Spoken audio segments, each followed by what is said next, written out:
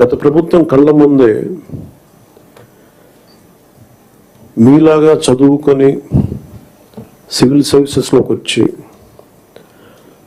మీరు ఎంత కష్టపడి ఐఏఎస్లు చదివి ఉన్నాలో, ఎంత పోటీ పడి లక్షలాది మంది పోటీ పడితే a handful of collectors would come out and emerge out.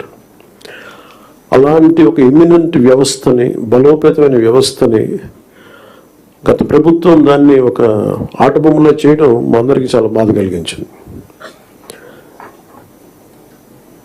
మేమందరం కూడా దేనికి బయటకు వచ్చామంటే ఈ వ్యవస్థని బలోపేతం చేయాలి, వ్యవస్థని బలహీనం చేస్తారని చెప్పి at the cost of our life దెబ్బలు తిని, ఒకవేళ మేము రాకపోయినా కానీ ప్రజాక్షేత్రంలో నిలబడి ఈ వ్యవస్థని బలోపేతం చేయాలని ఉద్దేశంతో ఇక్కడికి వచ్చాం. But God's grace and people's commitment, they save the democracy, they brought us into power.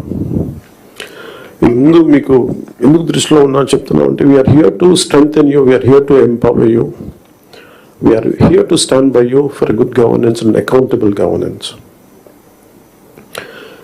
ఇన్ని దశాబ్దాలుగా ఇప్పుడు ఆంధ్రప్రదేశ్, ఉమ్మడి ఆంధ్రప్రదేశ్ కానీ విభజిత ఆంధ్రప్రదేశ్ కానీ ఎప్పుడు ఇంత ఇబ్బంది పడలేదు. గత 5 ఏళ్ళుగా ఆంధ్రప్రదేశ్లో పాలన ఎలా ఉందో చూశారు. గతంలో చాలామంది నా సన్నిహితులు, సహచరులు కొంతమంది చెప్తా ఉన్నారు, ఇదివరకు ఆంధ్రప్రదేశ్లో పనిచేయాలి బ్యూరోక్రాట్స్ అని అనుకుంటే ఐఏఎస్లు కానీ ఐపీఎస్లు కానీ ఎనీ సర్వీసెస్ నుంచి పోటీ పడేవాళ్ళం. ఇదివరకు ఒక మోడల్ స్టేట్గా ఉండేది Andhra Pradesh.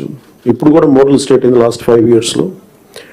How not to be, ఒక రాష్ట్రం ఎలా ఉండకూడదో తెలియజేస్తుంది. ఒకప్పుడు ఒక రాష్ట్రం ఎలా ఉండాలో తెలియజెప్పింది, ఇప్పుడు ఒక రాష్ట్రం ఎలా ఉండకూడదో తెలియజెప్పిందని. So we want to bring back, to take it back to the old state of under the leadership of dynamic leadership of Honorable CM Sri Chandrababu Naidu garu.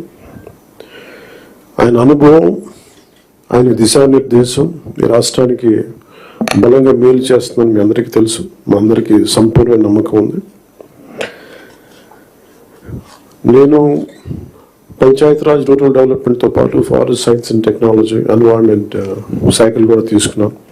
వీటిలో కొన్ని మీ సహాయ సహకారాలు కావాల్సినవి, మీరు ఏం కావాలని మేము ఆశిస్తున్నాను చెప్తాను.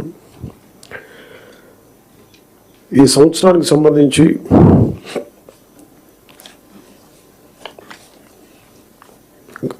ఒకే రోజు రాష్ట్రం మొత్తం మీద ఇలాంటి ఎవరు చేయని విధంగా ఒక బృహత్తరమైన కార్యక్రమాన్ని చేపట్టబోతున్నాం.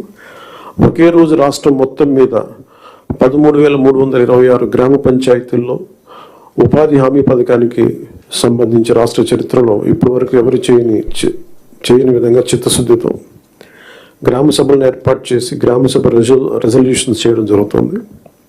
ఇది గ్రామ పంచాయతీలను బలోపేతం చేసే దిశగా మా కూటమి ప్రభుత్వం అడుగులు వేస్తుండటానికి మొట్టమొదటి మహత్కార్యమే ఇందుకు నిదర్శనం. 2014-19 మధ్యకాలంలో సుమారు 10,000 గ్రామాల్లో ప్రారంభించిన సాలిడ్ వేస్ట్ మేనేజ్మెంట్ ప్రోగ్రామ్ని ముందుకు తీసుకెళ్లాల్సిన అవసరం ఉంది. అలాగే పైలట్ బేసిస్లో పిఠాపురం నియోజకవర్గంలో